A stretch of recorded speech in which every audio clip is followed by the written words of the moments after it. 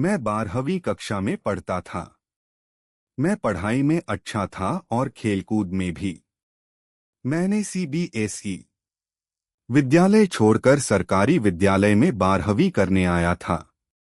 सभी अध्यापक मुझे बहुत होशियार और शरीफ बच्चा समझते थे और मैं सचमुच होशियार भी था। मेरे सरकारी विद्यालय में एक प्रिंसिपल थे जो सेवानिवृत्त होने के करीब थे। यह उनकी नौकरी का आखिरी साल था। वह हमेशा कोट पैंट पहनकर विद्यालय आते थे। गर्मी में वह पैंट शर्ट पहनकर आते थे। उनका कद लगभग 6 फुट के आसपास था। उनके बाल बिल्कुल सफेद थे और दाढ़ी उनकी काफी लंबी थी। अपनी मूंछों को वह खड़ी करके रखते थे, मानो कोई फिल्मी सितारा हो। वह ज्यादातर अपने ऑफिस में बैठे रहते थे, लेकिन जब भी बाहर आते सभी बच्चे डरकर कक्षाओं में घुस जाते थे। मुझे वह बहुत सुंदर लगते थे। मैं हर वक्त चाहता था कि वह मुझसे कुछ न कुछ बोलें, पर उन्होंने मुझसे कभी कुछ नहीं कहा था। क्योंकि वह मेरे पिताजी के मित्र थे, वे दोनों साथ पढ़ते थे। इस कारण उन्होंने मुझे कभी कुछ नहीं कहा। फिर भी मेरे मन में एक डर जरूर। विद्यालय में मैं हर वक्त उनके कार्यालय के आगे टहलता रहता था ताकि उन्हें देख सकूं। मैं उनकी नजरों में अच्छा बच्चा बनकर रहना चाहता था और हर वक्त उनसे शाबाशी चाहता था, लेकिन ऐसा कभी नहीं हुआ।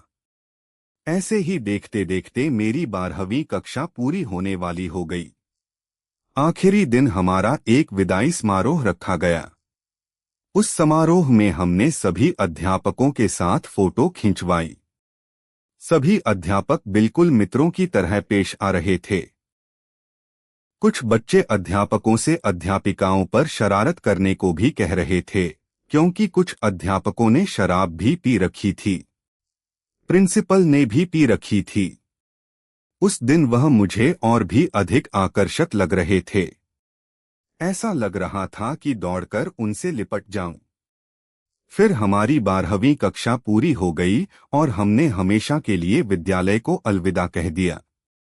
पर कुछ ही दिनों बाद प्रिंसिपल जी भी सेवानिवृत्त हो गए। जब मुझे इस बात का पता चला तो मैंने उनका दूरभाष क्रमांक ढूंढने की कोशिश की। कई लोगों से पूछने के बाद मुझे उनका दूरभाष क्रमांक मिल ही गया। क्रमांक मिलने के बाद मेरी उन्हें दूरभाष करने की बिल्कुल हिम्मत नहीं हो रही थी।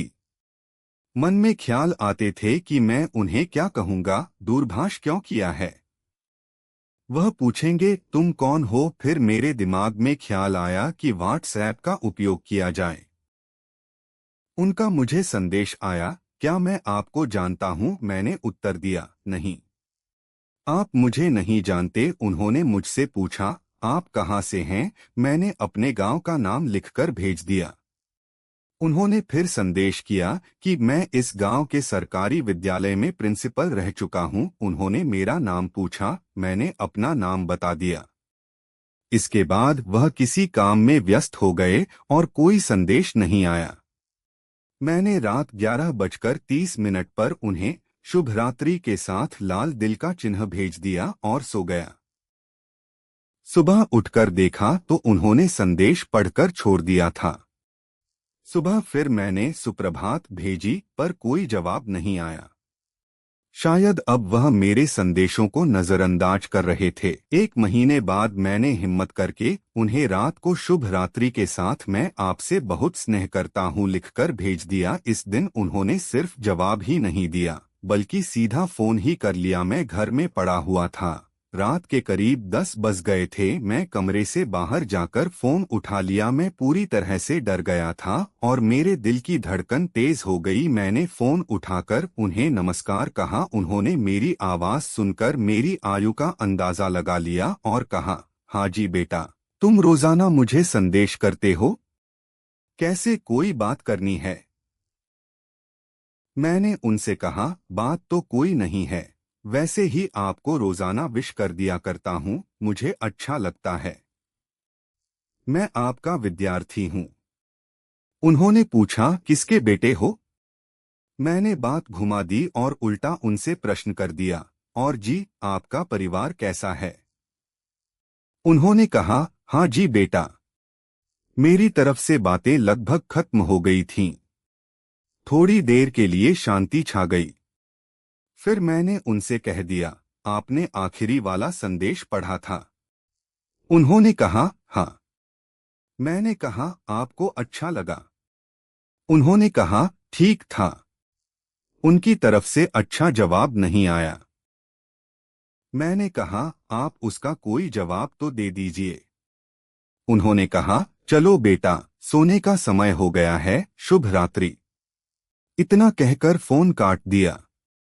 पर बाद में उनका संदेश आया, मैं भी तुमसे बहुत स्नेह करता हूं। अब मैंने उन्हें स्नेहचुंबन वाला चिन्ह भेज दिया। उन्होंने भी दिल वाला चिन्ह भेज दिया और वह सो गए। मैंने शुभ रात्रि भेजी, उन्होंने नहीं देखी। कई दिनों तक उनका कोई जवाब नहीं आया। मैं संदेश करता रहा।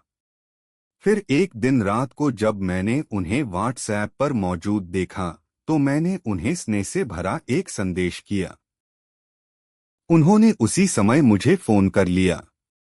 वह बोले, यह क्या लिखा है? मैंने कहा, आपने पढ़ तो लिया है, सरल भाषा में ही तो लिखा है जी। वह बोले, नहीं बेटा, तुम मेरे बच्चों जैसे हो। मैंने कृपया कृपया 2-3 बार कहा। फिर उन्होंने कहा, अपनी तस्वीर भेजो। मैंने उन्हें तुरंत चलते फोन मोबाइल में ही मेरी तस्वीर भेज दी। उन्होंने मुझे पहचान लिया। बोले, तू तो शर्मा जी का बेटा है। मैंने कहा, हाँ जी। वह बोले, तू तो अपना ही बच्चा निकला। मैंने उनसे तुरंत कहा, क्या हम मिल सकते हैं? उन्होंने कहा, जरूर जी। मेरी बात वह समझे नहीं। मैंने कहा, ऐसे नहीं जी, हम दोनों मिलेंगे। फिर उन्होंने कहा, मुझे कल चंडीगढ़ जाना है, तू भी मेरे साथ चल, जरूरी काम है। मैंने उनसे कहा, आप मेरे घर वालों को कुछ मत बताना। वह बोले, कोई बात नहीं, नहीं बताता।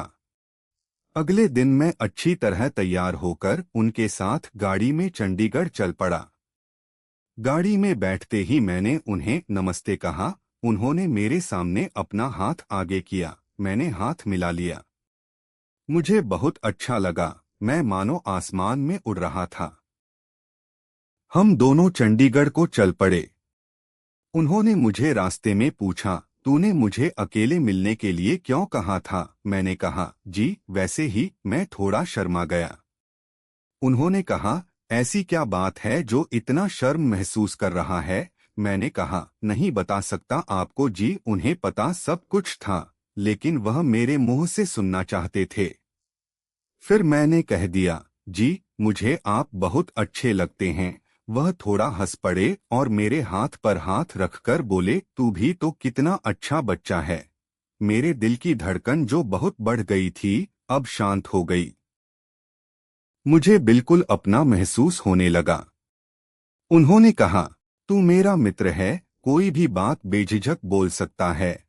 फिर मैंने उन्हें सब कुछ बोल दिया कि मैं स्कूल में हर दिन उनके आगे क्यों टहलता था और क्यों उनकी शाबाशी पाना चाहता था। एक बार तो मैं डर गया था कि कहीं थप्पड़ ही न मारें, पर हुआ इसके बिल्कुल उलट। फिर उन्होंने रास्ते में गाड़ी रोकी। जब हम पेशाब करके वापस गाड़ी के अंदर बैठने लगे, तो उन्होंने अपने बाएं हाथ को मेरे बाएं कंधे पर रखकर कहा, यह बात कहने में इतना समय क्यों लगा दिया? उनके चेहरे पर हंसी थी। उन्होंने मुझे कसकर गले लगाया और गाड़ी में बैठने को कहा। मैं और वह गाड़ी में बैठ गए। उन्होंने अपनी गाड़ी एक बिल्कुल शांत और सुनसान रास्ते की तरफ मोड़ ली। इस रास्ते पर कोई एक आध मोटरसाइकिल ही काफी समय बाद गुजर रहा था। उन्होंने रास्ते में गाड़ी फिर रोकी और मेरे हाथ पर हाथ रख लिया। इस बार मुझे बिल्कुल अलग एहसास हुआ, जैसे मैं कोई प्यारी सी चीज उन्हें सौंप रहा हूं। उन्होंने मेरी आंखों में बहुत गहराई से देखा और बोले, तेरी आंखों में मुझे मेरी पुरानी यादें दिखती हैं। मैं भावुक हो गया। उन्होंने मेरे सिर पर प्यार से हाथ फेरा और कहा, तूने मेरी जिंदगी को एक नया मकसद दिया है। फिर हम दोनों वहां खड़े खड़े ढाबे पर चाय पीने चले गए। ठंडी हवा में चाय की चुस्कियां लेते हुए हम काफी देर तक हंसते रहे, बीते दिनों की यादें ताजा की और एक दूसरे के बारे में बहुत कुछ जाना। उस करीब 2 घंटे की गहरी बातचीत ने हमारी सोच को एक दूसरे के इतना करीब ला दिया कि मुझे ऐसा लगा जैसे हम जन्मों के मित्र हों। इसके बाद हमने चंडीगढ़ में एक अच्छे भोजनालय में स्वादिष्ट भोजन किया और वापस लौटते हुए रास्ते में कुछ देर खड़े होकर आसमान में तारे गिने। उन्होंने मुझे घर छोड़ते हुए कहा, तू मेरी जिंदगी की सबसे खूबसूरत मुलाकात है। हम दोनों घर पहुंच गए। उन्होंने मुझे घर पहुंचकर फोन भी किया कि तुम अपने घर सही सलामत पहुंच गए। मैंने कहा, हाँ जी, पहुंच गया। अब हमारी रोज फोन पर बात होती थी। अब हर महीने हम कोई न कोई लंबी यात्रा पर निकलते, पहाड़ियों पर घूमते, अच्छे भोजनालयों में खाना खाते और शाम ढलते ही वह मुझे प्यार से मेरे घर छोड़ आते। साथ बिताया हर पल मेरे लिए किसी स्वर्ग से कम नहीं था। मेरी उनके साथ यह अनोखी और गहरी मित्रता पूरे 2 साल तक चली और फिर वह अपने बेटे के पास ऑस्ट्रेलिया चले गए। जब वह गए तो मुझे पूरी दुनिया सूनी सूनी लगी, क्योंकि एक सच्चा मित्र और मेरा आदर्श हमेशा के लिए दूर चला गया था।